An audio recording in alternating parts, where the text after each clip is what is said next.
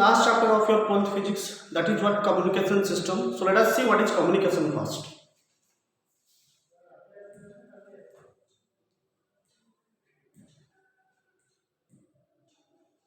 Your communication means passing information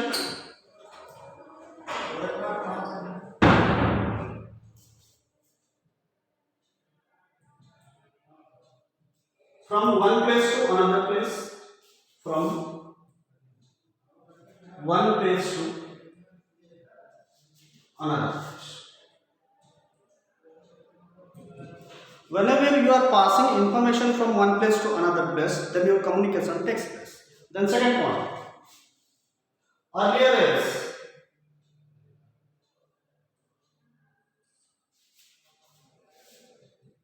there was a messenger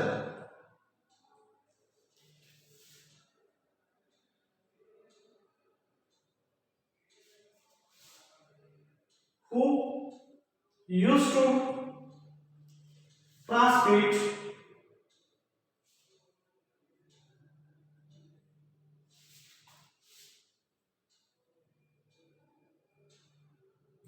message. जब science इतना advance नहीं हुआ था, उसी वक्त हम जो मैसेज भेजने का जो काम करते थे वो टाइम पे कुछ उसका पर्टिकुलर एग्जाम्पल था। जैसे कि तुम ये पहले नोट कर लो, फिर वो एग्जाम्पल देखते हैं अर्लियर एज में क्या क्या हम यूज करते थे। इसका स्क्रीनशॉट ले लो या फिर नोट कर लो।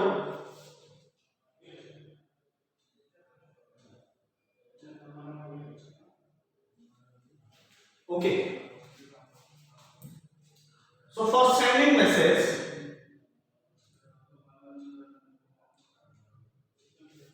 ये बहुत पुरानी बात हो रही है। जब टेक्नोलॉजी इतना एडवांस नहीं था तब हम ड्रम स्टिक यूज करते थे, स्मोक यूज करते थे फायर लगा के, फ्लैक्स यूज करते थे, इवन कबूतर के थ्रू भी हम मैसेज भेजा करते थे। So these were the example of earlier days. कहीं पे अगर दूर को हमें मैसेज भेजना है तो हम ड्रम स्टिक बीट करते थे या फिर आग लगा के वहां से स्मोक निकाला करते थे, जिसके वजह से एक जगह से दूसरा जगह हमारा मैसेज ट्रांसफर हो सकता था। और कबूतर के थ्रू, कबूतर पता है ना, ओल्ड मूवी वगैरह में तुम लोगों ने देखा होगा कि कबूतर के थ्रू भी हम कुछ चिट्ठी वगैरह भेजा करते थे और फ्लैक्स के जरिए भी हम मैसेज वगैरह करते थे। तो ये टाइम था तुम्हारा ओल्डर जमाने में। लेकिन अभी साइंस एडवांस हो चुका है। अभी तुम्हें मोस्टली पता है तुम्हारा टीवी हो गया, रेडियो हो गया, या फिर सेलफोन्स मान लो, मोबाइल्स हो गया, टेलीफोन्स हो गया। ओके, और अभी तो इंटरनेट का जमाना चल रहा है basically. Okay, so these are the modern days example ना। मॉडर्न डेज में कम्युनिकेशन हम जो करते हैं या फिर मैसेज जो भेजा करते हैं, या तो फिर टीवी हो गया, रेडियो हो गया, तुम्हारा सेलफोन हो गया, इंटरनेट हो गया, ये सब हम यूज करते हैं। चलो इसको नोट कर।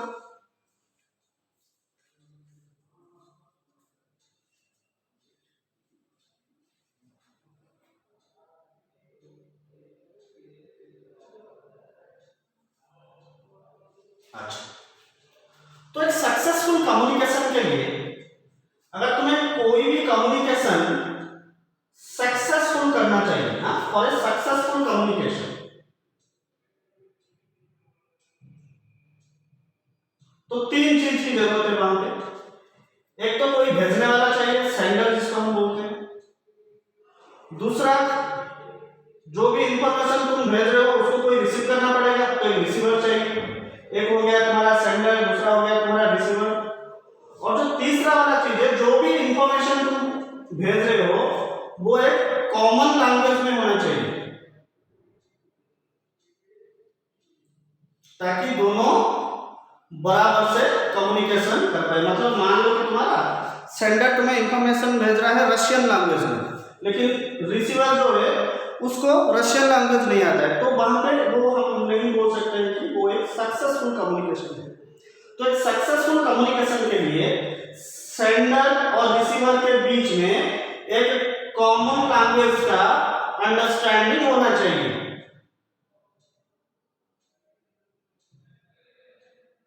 तो यहाँ पे तुम्हें यहाँ ये चीज ध्यान देना पड़ेगा कि जो रिसेप्शन होगा ना, मैसेज ट्रांसमिशन का जो रिसेप्शन होगा उसका अंडरस्टैंडिंग है कॉमन लैंग्वेज में होना चाहिए, ताकि सेंडर जो भेज रहा है उसे प्रॉपर रिसीवर कम्युनिकेट कर पाए। तो ये सब चीज डिस्कवर फादर का पता है। अच्छा, रेडियो तुम लोगों ने सुना होगा, तुम्हारा हाई स्कूल के लिए में मार्कोनी नाम के एक साइंटिस्ट थे, वो करीब करीब 1901 में तुम्हारा रेडियो इन्वेंट कर दिए थे। आज थोड़ा माफ करना, मेरा हैंडराइटिंग थोड़ा खराब हो रहा है, कुछ पता नहीं ऐसा थोड़ा अच्छा से ग्रिपिंग नहीं हो रहा है, तो थोड़ा काइंडली थोड़ा मैनेज कर लेना, मेरा हैंडराइटिंग थोड़ा खराब हो रहा है।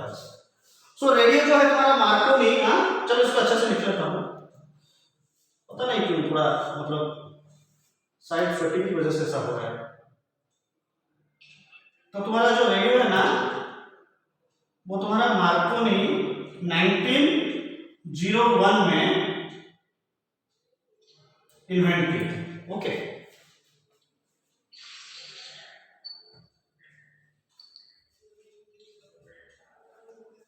चलो तो फिर यहां देखते हैं हम, तभी तक करीब करीब तो मान के चलो 1975 ये टाइम में तुम्हारा यूएसए में मतलब अमेरिका में ऑलरेडी फाइबर नेटवर्क का काम चल रहा था। फाइबर नेटवर्क पता है ना, आज की डेट में जो भी तुम फास्ट नेटवर्क यूज कर रहा हो, जियो मान के चलो, जियो को तुम एग्जांपल ले लो, वो जो नेटवर्क पे चल रहा है ना वो फाइबर ऑप्टिक्स में चल रहा है। That's why your internet speed is very high. अगर तुम अपना इंटरनेट का एक्सपीरियंस थोड़ा कंपेयर कर लो आज से 6-7 साल पहले, तो अभी का जो जमाना चल रहा है वो बहुत हाई स्पीड इंटरनेट चल रहा है, और उसका जो कंट्रीब्यूशन है, मेन कंट्रीब्यूशन है वो है फाइबर ऑप्टिक्स का। और ये फाइबर ऑप्टिक्स पहले अमेरिका में इवन 1975 से यूज चल रहा था। ओके, इंडिया को आते आते बहुत लेट हो गया, लेकिन यूएसए वगैरह में ये लोग 1975 से तुम्हारा फाइबर ऑप्टिक्स का नेटवर्क यूज कर रहे हैं। ओके, ये भी एक ध्यान देने वाला पॉइंट है। और तुम्हारा जो www है ना, जिन लोगों ने आईटी लिया होगा उन लोगों को पता होगा, ऐसा फुल फॉर्म है वर्ल्ड वाइड वेब, राइट, इसका फुल फॉर्म है तुम्हारा वर्ल्ड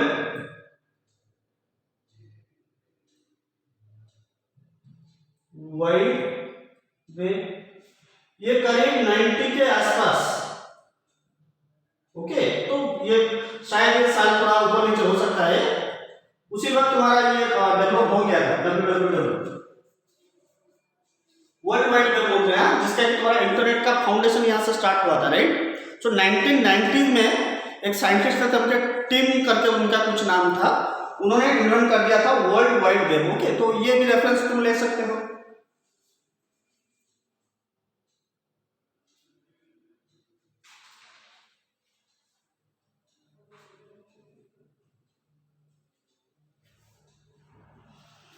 ओके, तो बात करने की तरफ से बहुत सारा चीज है, जैसे कि तुम मान लो आज के डेट में तुम लोगों को पता होगा कि तुम्हारा जो भी टीवी है, रेडियो है, जो भी तुम्हारा टीवी है, रेडियो है, ये सब कैसे ऑडियो और वीडियो सिग्नल दोनों ही हमें दे रहे हैं।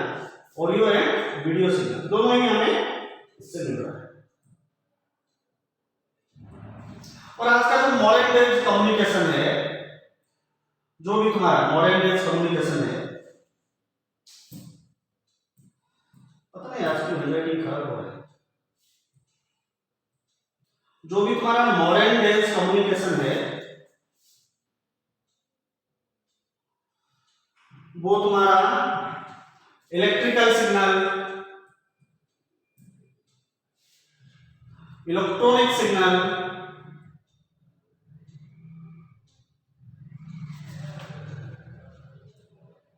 या मान के चलो ऑप्टिकल सिग्नल, ये सब चीज पे बेस्ड है। ओके, तो हम बहुत डेवलप कर चुके हैं कम्युनिकेशन सिस्टम में। प्रेजेंटली हम electrical signal, electronic signal and optical signal तीनों ही यूज करते हैं कम्युनिकेशन सिस्टम के लिए। This is your modern day communication. Okay, so note it down.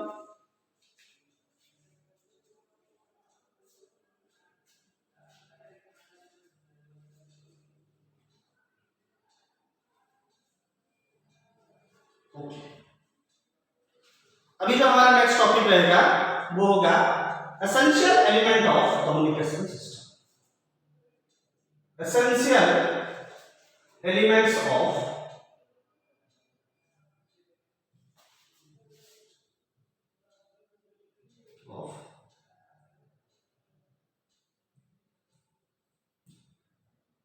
Communication system. तो वो कौन सा तीन चीज है, अगर वो तीनों को तुम यहां पे ऐड नहीं करोगे तो तुम्हारा कम्युनिकेशन ही नहीं हो सकता है। तो वो पहला वाला चीज है तुम्हारा, एक होगा ट्रांसमीटर,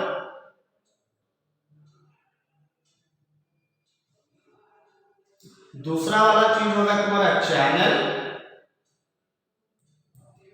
तीसरा वाला चीज होगा तुम्हारा रिसीवर। अगर तुम्हें क्वेश्चन आएगा कि what are the three essential elements of a communication system, then your answer must be the first one is transmitter, the second one is channel, and the third one is your receiver. So let us discuss what is transmitter first. So actually transmitter का meaning क्या है, मान लो यहाँ पे एक antenna है, ये एक जगह है यहाँ पे, जो यहाँ से सिग्नल भेज रहा है उसको हम बोलेंगे ट्रांसमीटर। मान लो यहाँ से बहुत दूर दूसरा एक एंटीना है जो कि सिग्नल को रिसीव करेगा, ये वाला सिग्नल को ये रिसीव करेगा, इसको बोलेंगे हम रिसीवर एंटीना। अच्छा, ये दोनों के बीच कुछ भी तो मीडियम होगा ना, इन दोनों के बीच क्या एग्जिस्ट करेगा, मीडियम एग्जिस्ट करेगा। मान लो यहाँ पे एयर है, राइट, हमारी अर्थ की अगर हम कंसिडरेशन करेंगे, अगर एक जगह पे तुम्हारा ट्रांसमीटर एंटीना है और दूसरी जगह पे तुम्हारा रिसीवर एंटीना है, तो उनके बीच में तो एटमॉस्फेयर होगा ना, एयर तो होगा ही होगा, तो उसको हम बोलेंगे मीडियम। तो जो तुम्हारा सिग्नल भेजेगा उसको हम बोलेंगे ट्रांसमीटर। बीच में जो मीडियम होगा, जो भी फिजिकल मीडियम होगा, मैं यहाँ पे लिखना चाहूंगा, जो भी फिजिकल मीडियम होगा उसको हम बोलेंगे चैनल, और जो भी रिसीव करेगा उसको हम बोलेंगे रिसीवर। चलो इतना नोट।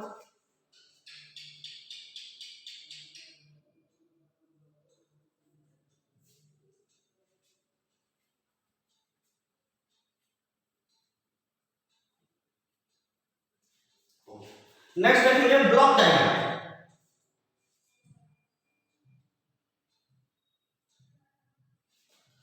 एक जनरलाइज्ड डायग्राम है ये, block diagram of communication system.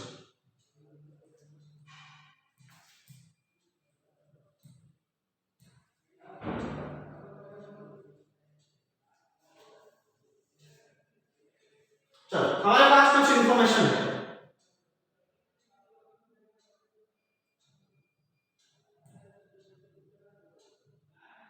ये हम भेजेंगे, दे देंगे किसको, ट्रांसमीटर को दे देंगे। फिर ट्रांसमीटर क्या करेगा, हम ये दे देंगे किसको, ट्रांसमीटर को दे देंगे।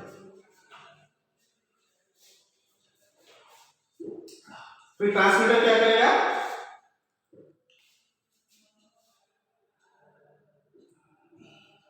बीच में चैनल होगा, मैंने अभी बताया कि कुछ फिजिकल मीडियम होगा, और ट्रांसमीटर से तुम्हारा डेटा चला जाएगा चैनल के थ्रू, किसके पास चला जाएगा, रिसीवर के पास चला जाएगा।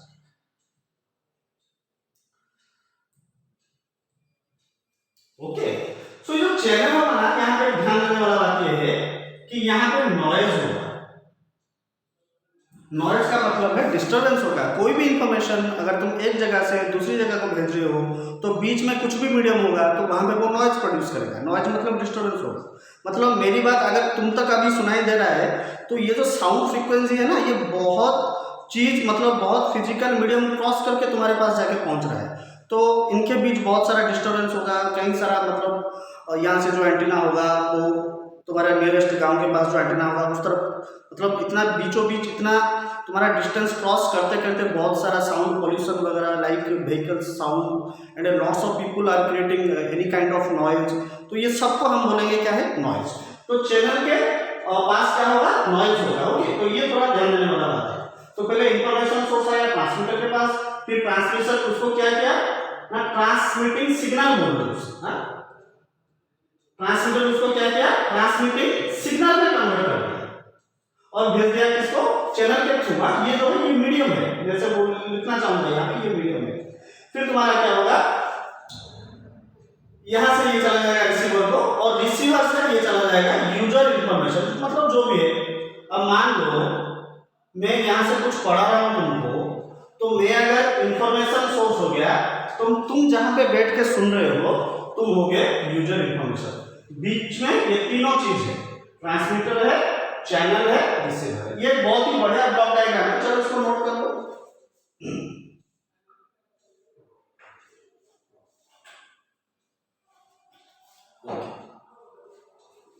चलो इसका स्क्रीनशॉट ले लो या फिर नोट कर लो। Come on, so you did it, okay. So now see various modes of communication.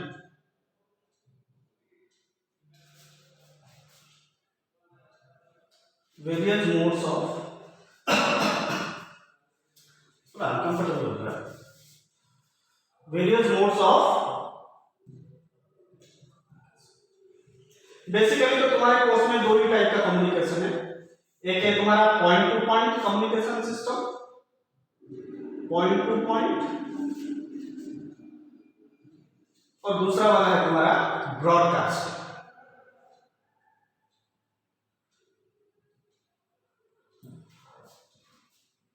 चलो पहला वाला डिस्कस करते हैं। ये point two point communication system actually होता क्या है। Point two point communication system का मतलब है, अगर एक जगह में तुम्हारा एक ही ट्रांसमीटर है, कितना ट्रांसमीटर है, एक ही ट्रांसमीटर,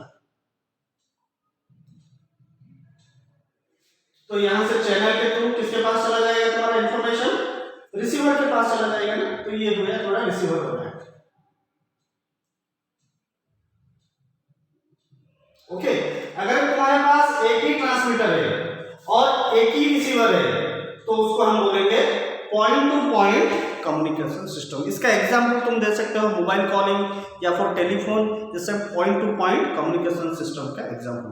वहां से कोई एक आदमी इंफॉर्मेशन भेज रहा है, तुम यहाँ पे एक ही रिसीवर हो जो उसका बात सुन रहे हो। This is what your point two point communication system. Broadcasting में क्या होगा, ब्रॉडकास्टिंग में वेरी वेरी इंपॉर्टेंट, ट्रांसमीटर तो एक ही होगा। ध्यान देने वाली बात यहाँ पे ये है कि ट्रांसमीटर जो तो है वो एक ही होगा, लेकिन तुम्हारा जो रिसीवर होगा ना वो एक से ज्यादा होगा, more than one receiver, more than one receiver, बहुत सारे रिसीवर होंगे। चलो मेन डिफरेंस मैं फिर से बता रहा हूं। पॉइंट टू पॉइंट में क्या होगा, एक ट्रांसमीटर को रिसीव करने के लिए एक ही रिसीवर रहेगा, लेकिन ब्रॉडकास्टिंग में तुम्हारा ट्रांसमीटर तो एक रहेगा लेकिन रिसीवर कई ज्यादा होंगे। ओके, मतलब एक से ज्यादा होंगे, मल्टीपल रिसीवर होंगे। उसका एग्जांपल क्या दे सकते हो तुम, टीवी दे सकते हो, रेडियो दे सकते हो। ओके, तो ये सब हो जाएगा तुम्हारा ब्रॉडकास्टिंग का एग्जांपल। चलो इसको नोट करो।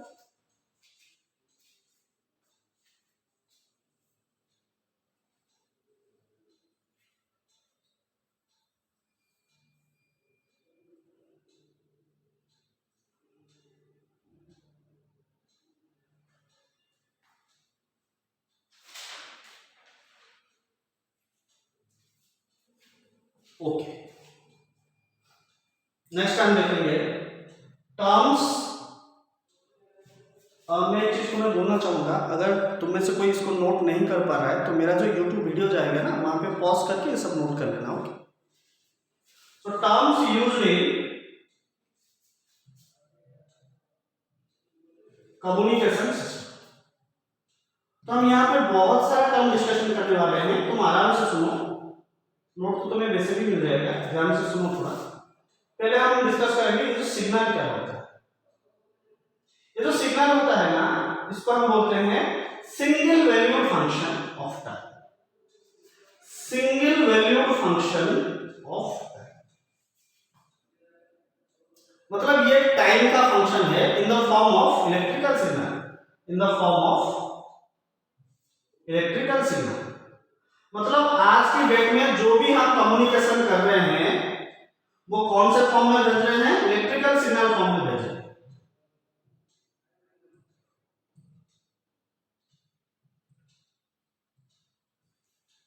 So this is a single valued function of time जो कि टाइम को डिपेंड करता है, मतलब टाइम का एक फंक्शन है, और in the form of electrical signal होता है। एग्जाम्पल को ले सकते हो वोल्टेज। वोल्टेज भी तुम्हारा टाइम के साथ वेरी करता है, तो कोई भी इंफॉर्मेशन को तुम वोल्टेज के फॉर्म में भेज सकते हो। तो तुम्हारा स्पीच हो गया, तुम्हारा हो गया म्यूजिक हो गया, कोई भी एक स्पीच दे रहा है, हाँ, अगर एक जगह से उसका पिच तुम्हें दूसरे जगह को ट्रांसफर करना है तो तुम्हें करना क्या है, सिग्नल के फॉर्म में भेजना है। ये सिग्नल होता क्या है, it is a single valued function of time in the form of voltage हो सकता है, करंट हो सकता है, कोई भी इलेक्ट्रिकल पैरामीटर हो सकता है जो कि सिग्नल फॉर्म में एक जगह से दूसरी जगह को जाएगा, और वहां से हम फ्रीक्वेंसी ट्यून करके उसका आउटपुट सुन सकते हैं। ओके, सो म्यूजिक और स्पीच इसका एग्जाम्पल है। चलो इतना नोट करो।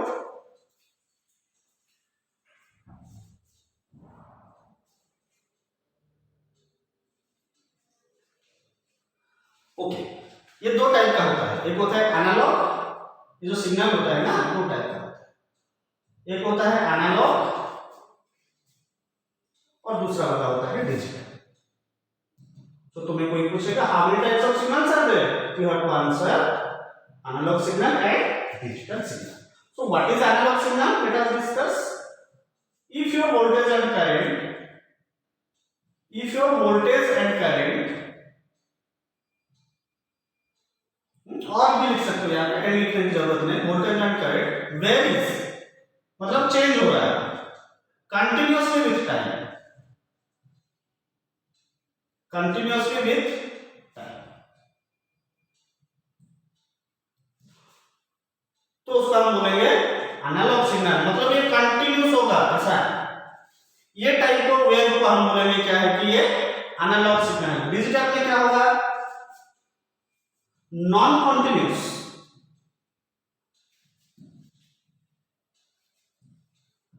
With respect to time.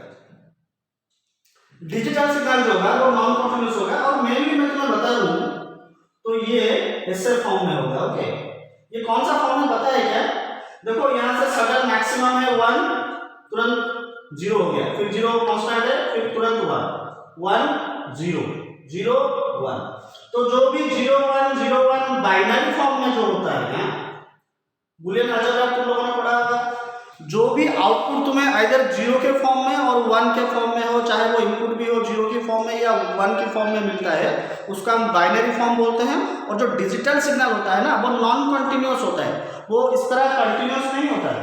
Okay, सो जो भी कंटिन्यूअस होगा तुम्हारा वो होगा तुम्हारा एनालॉग सिग्नल, और जो नॉन कंटिन्यूअस होगा वो हो जाएगा तुम्हारा डिजिटल सिग्नल। मेनली तुम्हारा डिजिटल सिग्नल कितने किसके ऊपर डिपेंड करता है, बाइनरी नंबर के ऊपर डिपेंड करता है, 0 और 1। चलो इतना नोट करो।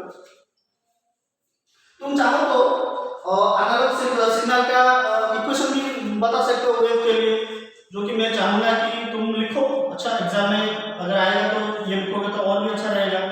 तुम्हें तो आजकल ये पता ही हो गया होगा, ये वाला जो इक्वेशन है वेरी फेमस है ना, तुम्हारा वेव का इक्वेशन है E = E0 sin ωt + ϕ लिख सकते हो इसके लिए। ओके, चलो इसको नोट करो। तो तुम्हारा एक टर्म सिग्नल खत्म हो गया। ओके, चलो दूसरा वाला टर्म देखते हैं जिसको हम बोलेंगे transducer.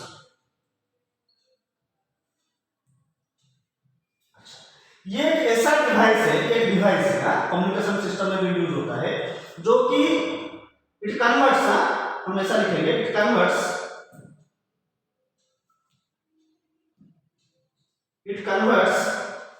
one form of energy into जो कि एक एनर्जी को दूसरे एनर्जी में कन्वर्ट करता है, उसको हम बोलेंगे ट्रांसड्यूसर। तुम बोलोगे कि एग्जांपल दो, चलो एग्जांपल ले लो। चलो माइक्रोफोन का डिस्कशन करते हैं। तुमको अगर कोई भी माइक्रोफोन दिया गया है तो तुम क्या कर रहे हो, उसमें स्पीच दे रहे हो, तो वो क्या कर रहा है, तुम्हारा इलेक्ट्रिकल सिग्नल को, वो तुम्हारा इलेक्ट्रिकल सिग्नल को साउंड में कन्वर्ट कर रहा है। So this is an example of transducer. So note it down.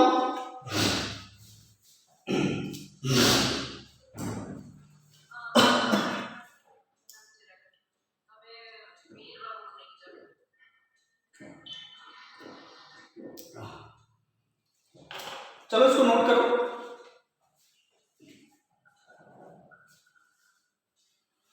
Okay, then आ गया तुम्हारा ट्रांसमीटर, रिसीवर भी है, वो एक साथ डिस्कशन कर लेते हैं। चलो नॉइज को भी डिस्कशन कर लेते हैं। मैंने पहले से बता दिया ट्रांसमीटर होता क्या है, जो कि तुम्हारा सिग्नल भेजेगा, जो भी तुम्हारा सिग्नल को सेंड करेगा। अच्छा, रिसीवर क्या होता है, जो भी तुम्हारा इंफॉर्मेशन को रिसीव करेगा ना। ओके, नॉइज क्या होता है एक्चुअली, डिस्टरबेंस इन मीडियम।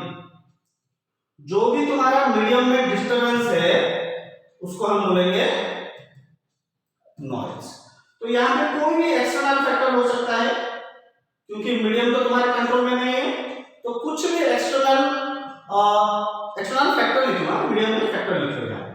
सो कोई भी एक्सटर्नल फैक्टर हो सकता है जो कि तुम्हारा नॉइज प्रोड्यूस कर सकता है। Okay, so noise is a kind of disturbance, और you can say it is a distortion. Either you use the word disturbance or you can use the word distortion. So noise is that disturbance and distortion which happens in channel or in medium. Okay.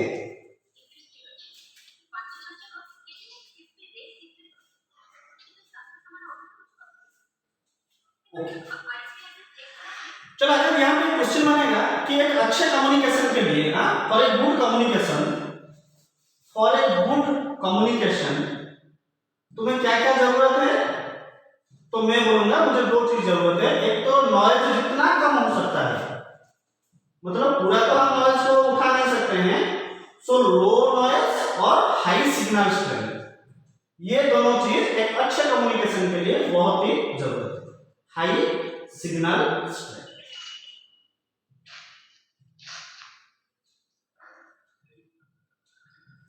सो एक अच्छे communication के लिए तुम्हारा लो noise भी चाहिए और high signal strength भी चाहिए। ओके, चलो इसके बाद का जो टर्मिनोलॉजी है वो थोड़ा देखते हैं। वो है तुम्हारा अटेन्युएशन।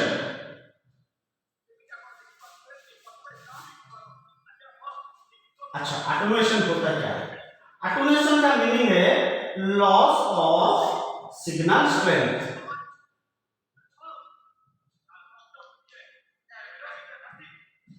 मतलब अगर कोई भी इंफॉर्मेशन तुम्हें बहुत दूर ट्रैवल करवाना है, मतलब तुम्हारा ट्रांसमीटर और रिसीवर के बीच अगर डिस्टेंस बहुत है तो मीडियम का डिस्टेंस भी बढ़ जाएगा, तो वहां पे जो भी इंफॉर्मेशन यहाँ से सेंड होकर वहां पे रिसीव होगा उसी टाइम बहुत सारा नॉइज भी होगा। सो जब नॉइज होगा तो तुम्हारा सिग्नल का स्ट्रेंथ क्या हो जाएगा, लॉस हो जाएगा।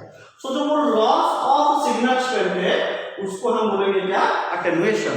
तो अटेन्युएशन खराब हो जाएगा तो तुम्हें वहां पे इंफॉर्मेशन अच्छा से पता नहीं चलेगा। तो इसके लिए हम क्या करेंगे, एक नया चीज यहाँ पे इंट्रोड्यूस करेंगे, उसका नाम है एम्प्लीफिकेशन।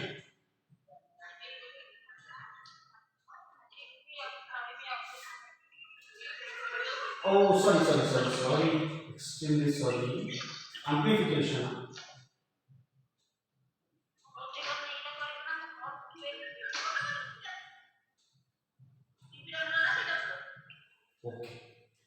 तो अटेन्युएशन को करेक्शन करने के लिए, for the rectification of attenuation, मैं यहां पे लिखना चाहूंगा टू रेक्टिफाई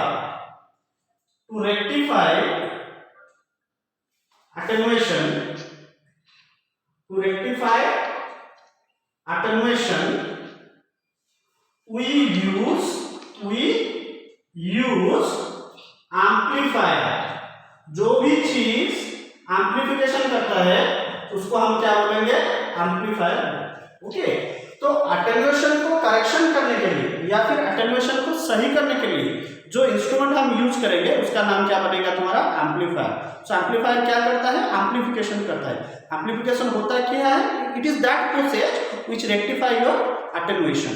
ओके, तो तुम जब एम्प्लीफिकेशन लगा दोगे तो तुम्हारा जो सिग्नल स्ट्रेंथ लॉस हुआ था ना वो बढ़ जाएगा। तो यहाँ पे मैं लिखूंगा your signal strength will increase, your signal strength will increase। okay, चलो इतना नोट करो।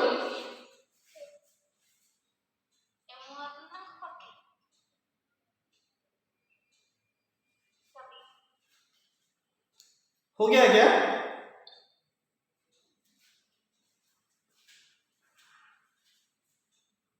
चलो, फिर जो नेक्स्ट वाला टर्मिनोलॉजी है वो रेंज क्या है? ये जो रेंज है ना, this is the maximum distance between, this is the maximum distance between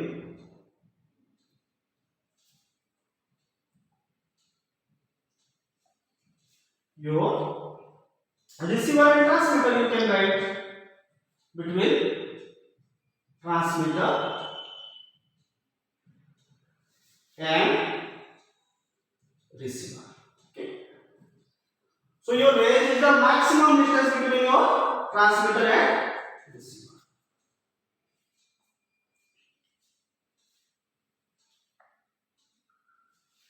Okay. Next हम देखेंगे बैंडविड्थ क्या है।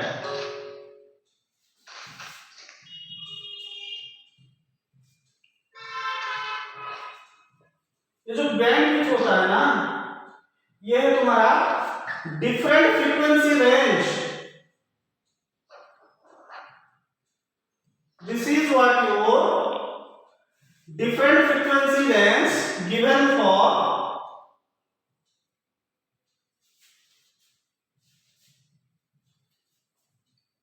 different communication system।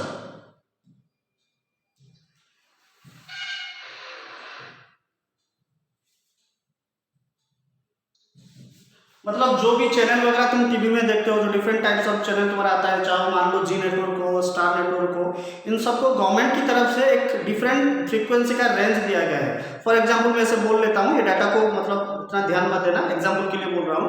जैसे गवर्नमेंट बोल दिया ये 50 से 100 के बीच में हर्ट्ज का ले लो तुम, ये तुम्हारा हो गया, तो टीवी वाले वो यूज करेंगे, तो उस रेंज में हम बोलेंगे बैंडविड्थ। जैसे कि एफएम के लिए 80 से तुम 108 ले लो, तो वो बन जाएगा तुम्हारा रेडियो फ्रीक्वेंसी के लिए। So different different kind communication system के लिए हम लोग क्या करते हैं, फ्रीक्वेंसी को डिस्ट्रीब्यूट कर देते हैं एक रेंज में। That is what you call bandwidth. Note it down.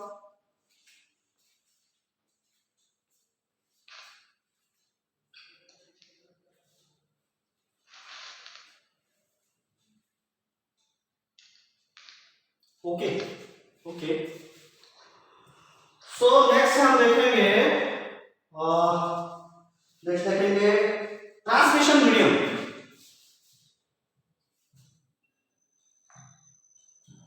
Transmission medium basically transmission medium दो टाइप का होता है, एक होता है गाइडेड टाइप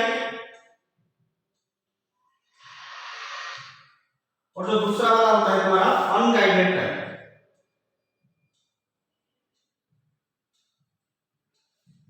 ये जो गाइडेड टाइप मतलब केबल के थ्रू जो भी होगा, कोई भी इंफॉर्मेशन अगर हम केबल के थ्रू भेजेंगे तो उसको हम बोलेंगे गाइडेड टाइप, जो कि आजकल बेसिकली हो गया है ट्विस्टेड केबल। पता है ना तुम्हें ट्विस्टेड केबल? कोई भी केबल ऐसे लिखा होगा, अगर ऐसा ट्विस्ट हो गया है तो वो है ट्विस्टेड केबल। और दूसरा वाला केबल है तुम्हारा कोएक्सियल केबल। तुम्हारा टीवी में जो यूज होता है ना, कभी वो केबल देख लो खोल के, वो हो जाएगा तुम्हारा कोएक्सियल केबल। और तीसरा वाला आज के जमाने का सबसे फेमस जो चल रहा है फाइबर ऑप्टिक्स, जो जियो वगैरह में इतना हाई स्पीड इंटरनेट में कैसे मिल रहा है, it is all due to fibre optics. Unguided में ऐसा कुछ नहीं होता है। अनगाइडेड में तुम्हारा टीवी मान लो, रेडियो तुम मान लो, ये सब unguided type of transmission.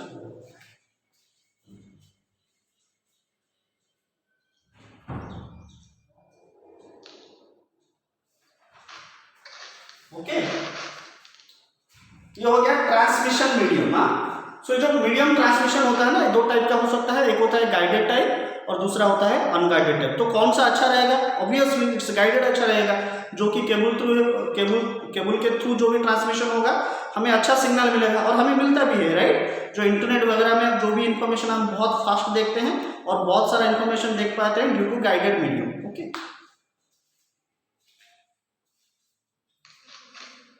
Next हो गया तुम्हारा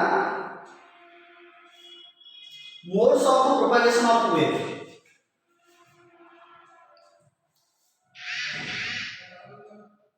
modes of propagation of wave.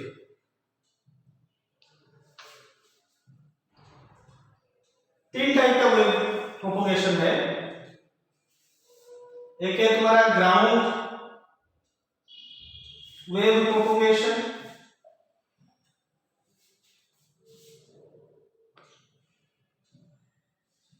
दूसरा है तुम्हारा स्काई वेव प्रोपोगेशन, तीसरा है तुम्हारा स्पेस वेव प्रोपोगेशन।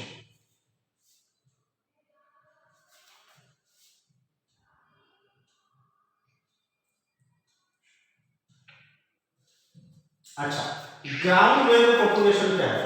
मतलब मान के चलो ये तुम्हारा अर्थ है, यहां पे कोई एक एंटीना है, यहां पे कोई एक रिसीवर एंटीना है, तो यहां से मान लो सिग्नल यहां तक जा रहा है, तो ग्राउंड वेव मतलब बिल्कुल ग्राउंड के मतलब ज्यादा तुम्हारा हाइट भी ज्यादा नहीं होगा यहाँ पे, और कम हाइट में अगर तुम्हारा कुछ भी ट्रांसमिशन ऐसे हो रहा है तो हम उसको बोलेंगे क्या? Ground wave propagation. और ज्यादातर 2 मेगाहर्ट्ज से लेके, ये डाटा तुम्हें याद रखना पड़ेगा थोड़ा, ये डाटा 3 मेगाहर्ट्ज का जितना भी फ्रीक्वेंसी है वो हम ग्राउंड वेव प्रोपगेशन में यूज करते हैं। लेकिन ग्राउंड वेव प्रोपगेशन उतना अच्छा नहीं होता है हाई फ्रीक्वेंसी में। अगर तुम ग्राउंड वेव प्रोपगेशन के लिए फ्रीक्वेंसी अगर हाई कर लोगे तो ज्यादातर फ्रीक्वेंसी तो ग्राउंड के लिए ऑब्जर्व हो जाता है, मतलब ऑब्जर्व हो जाता है वहां पे ज्यादा, और उतना अच्छा सिग्नल भी हमें नहीं मिल पाता है।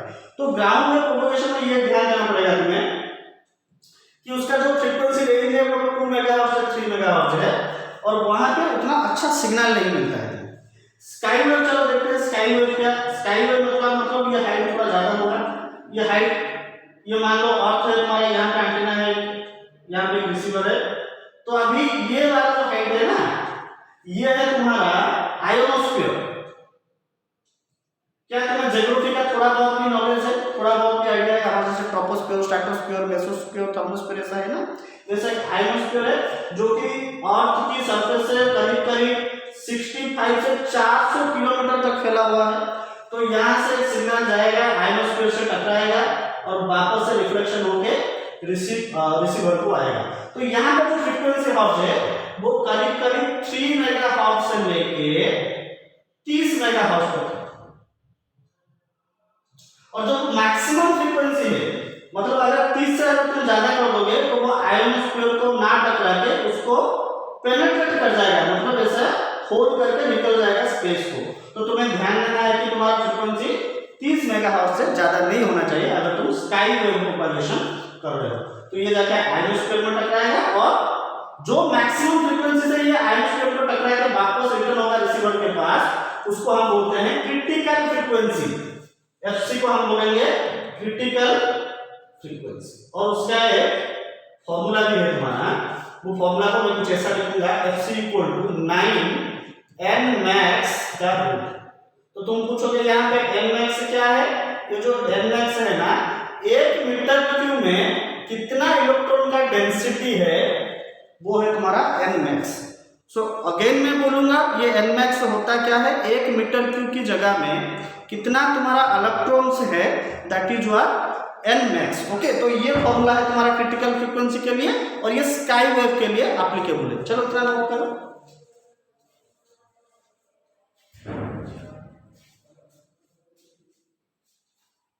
लास्ट हाँ, सो जो फाइनल वाला है हमारा वो है तुम्हारा space wave propagation. Generally space wave propagation में होता क्या है, देखो ये है तुम्हारा अर्थ मान के चलो, यहाँ पे एक बड़ा सा एंटीना है, यहाँ पे एक बड़ा सा एंटीना है। ओके, ये तुम्हारा आयोनोस्फीयर क्रॉस करके स्पेस को चला जाएगा, ये मान लो स्पेस है, और यहाँ पे है सैटेलाइट तुम्हारा।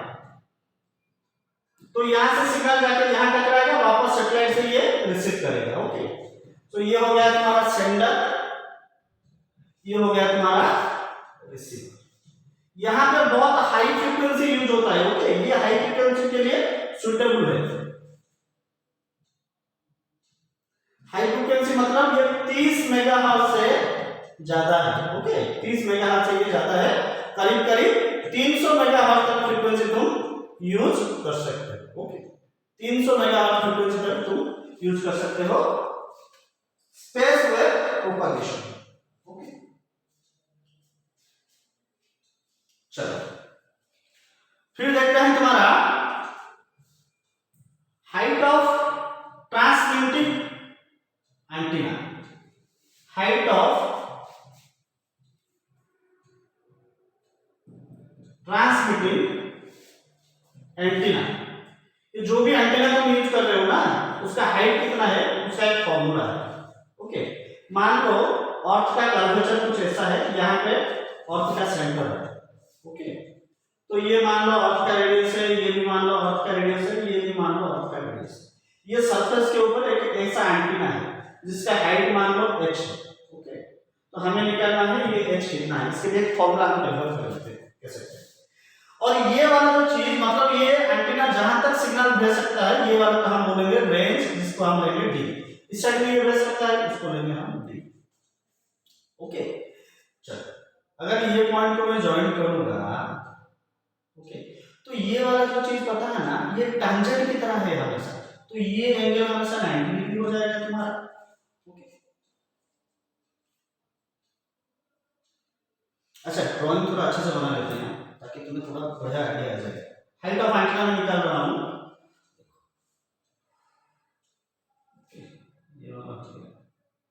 ये हो गया तुम्हारा अर्थ का रेडियस। ओके, यहाँ पे तुम्हारा एंटीना इसका हाइट है। अच्छा यहाँ से टैंजेंट ड्रॉ करो, हो जाएगा क्या? अच्छा ये बराबर तुम्हारा 90 डिग्री दिख रहा है, हो गया। इस डिस्टेंस को मान लो तुम d, इसको भी मान लो d। ओके, अच्छा ये r है तो ये भी तुम्हारा अल्टीमेटली r ही है ना, तो ये बड़ा सा एक राइट एंगल ट्रायंगल दिख रहा है। ओके, और ये भी एक राइट एंगल ट्रायंगल है, तो ये हो जाएगा तुम्हारा d square plus x square का रूट। अगर तुम्हारा परपेंडिकुलर h है और ये d है तो ये तो हाइपोटेन्यूज हो जाएगा। जैसे ये राइट एंगल यहाँ पे दिख नहीं रहा है जो कि एक्चुअल में है। ओके, तो यहाँ से तो हम ये एंटीना का हाइट कैसे निकालेंगे, उसका हेडिंग में पहले ही लिख लिया था। ओके देखो, अच्छा ये कभी बड़ा देखो राइट एंगल ट्रायंगल है, क्या ये पूरा तो मैं ऐसे लिख सकता हूँ r प्लस h का होल स्क्वायर, मैं यहाँ पे पाइथागोरस थ्योरम डाल रहा हूँ, माइनस बेस का स्क्वायर इक्वल टू इसका स्क्वायर।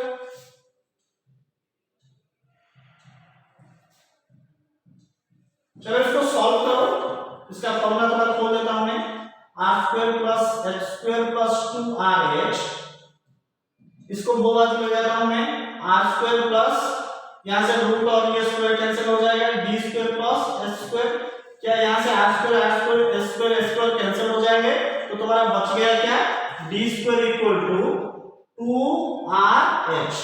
ओके, देयरफॉर यहां से अगर कोई पूछेगा d क्या है तुम्हारा है स्क्वायर रूट। ये बहुत ही इंपॉर्टेंट फॉर्मूला है। d क्या है रेंज है, h क्या है हाइट ऑफ एंटीना है।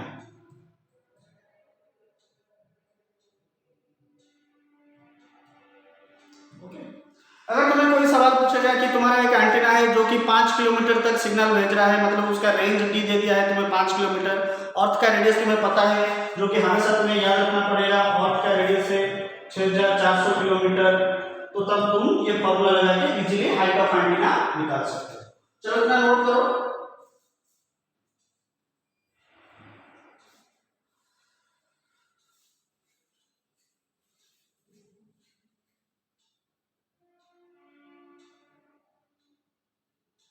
हो गया? अच्छा चलो अब देखते हैं ये जो नीड ऑफ मॉड्यूलेशन होता है क्या है। नीड ऑफ मॉड्यूलेशन, मॉड्यूलेशन की जरूरत ही क्यों पड़ा, ये बहुत इंपॉर्टेंट वर्ड है मॉड्यूलेशन। देखो इसके बारे में हमें पढ़ना है, बेसिकली हमें पढ़ना है amplitude modulation, frequency modulation, phase modulation भी है, लेकिन हम ज्यादातर चर्चा करेंगे एम्पलीट्यूड मॉड्यूलेशन के बारे में। ओके, तो मॉड्यूलेशन की जरूरत क्या पड़ा। अच्छा हमें करना क्या है, अच्छा क्या तुम्हें पता है ये जो लैम्बडा का फॉर्मूला है वो होता है c अपॉन f, क्या ये सबको पता है ये चीज?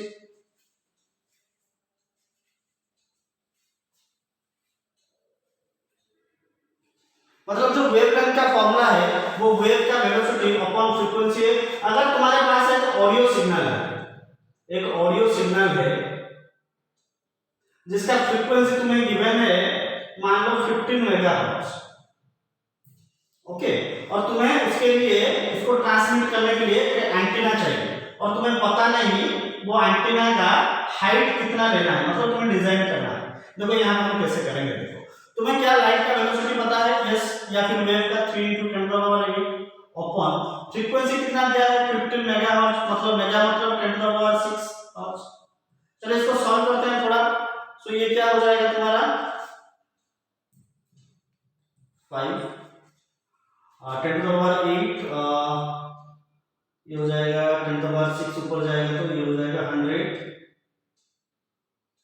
ओके, अपॉन नीचे कितना है 5, सो 5 2 10 20, तो ये आ रहा है कितना लैम्डा 20 में आ रहा है। थोड़ा देख लो इसको,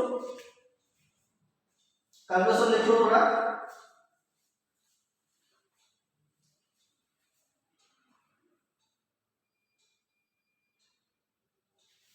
ओके।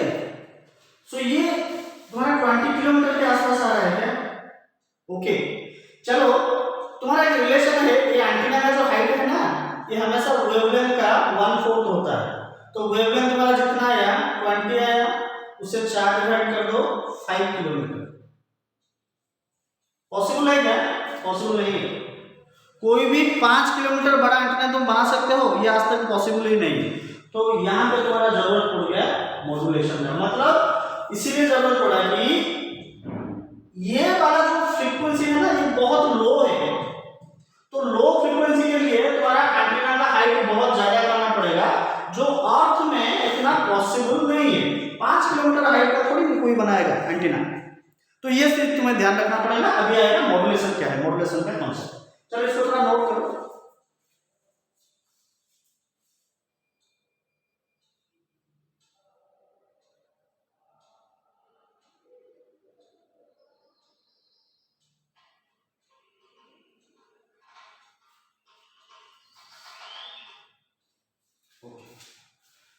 चलो इसको उठाते हैं, ओके। तो मॉड्यूलेशन क्या होता है, it is the process of superimposing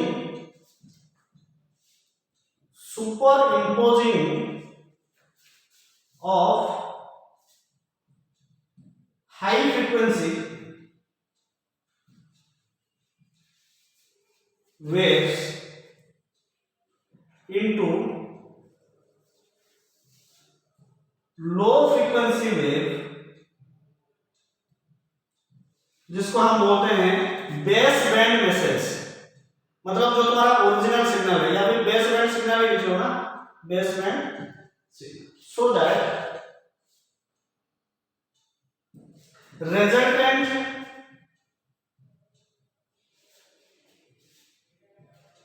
wave is user friendly, so that resultant wave can be used, लिख लो अच्छा रहेगा, can be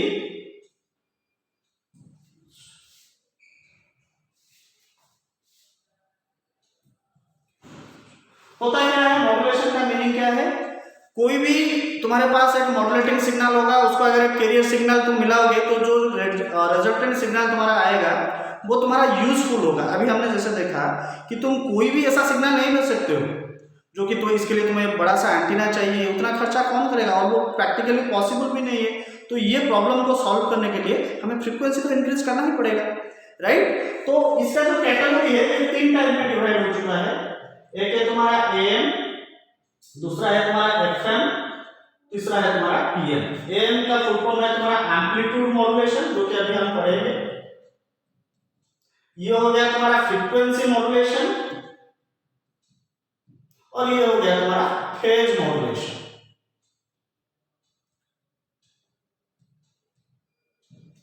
ओके, चलो थोड़ा जल्दी जल्दी डिस्कशन कर लेते हैं।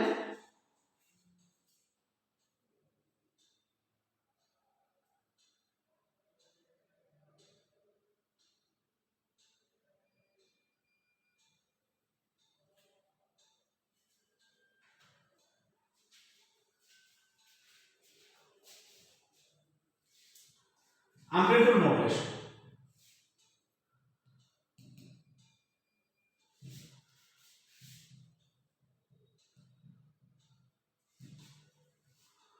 तुम्हारे पास जो ओरिजिनल सिग्नल है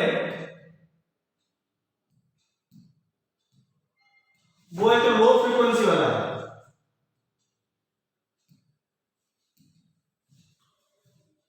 देखो इसका फ्रीक्वेंसी बहुत लो है, इसको मैं बोलूंगा मॉड्यूलेटिंग सिग्नल।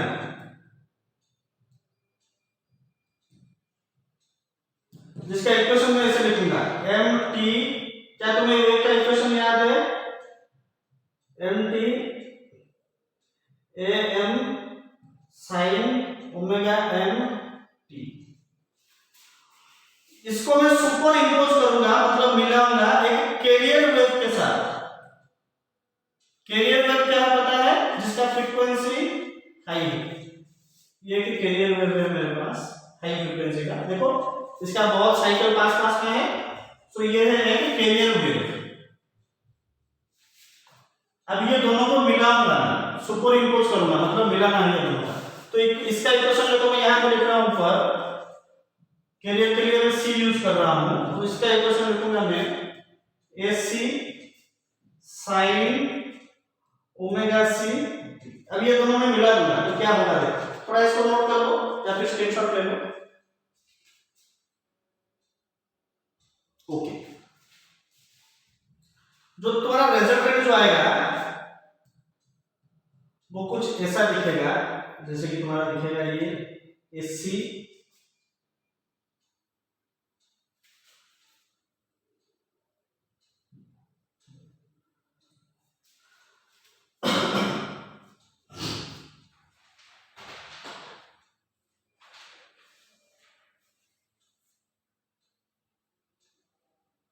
पानी भी खत्म हो गया है।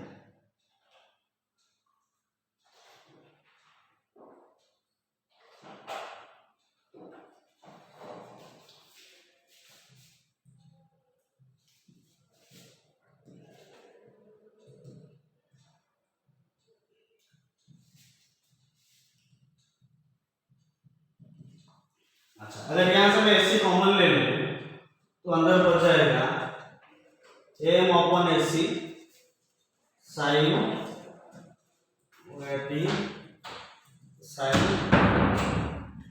ये वाला जो टर्म होता है ना, इसको हम बोलते हैं म्यू, एम्पलीट्यूड सॉरी हाँ amplitude modulation index. Amplitude modulation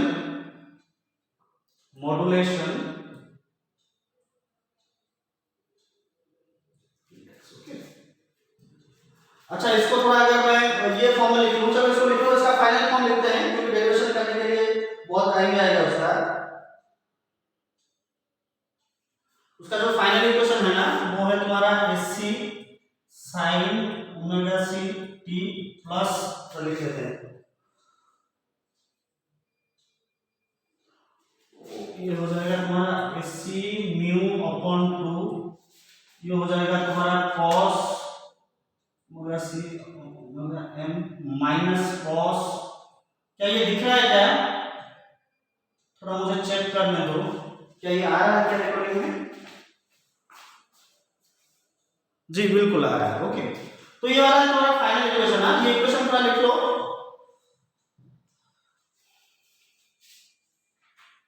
okay, ये तुम्हारा एम्पलीट्यूड मॉड्यूलेशन। तुम्हें एम्पलीट्यूड मॉड्यूलेशन में एक बात ध्यान देना है, एम्पलीट्यूड मॉड्यूलेशन में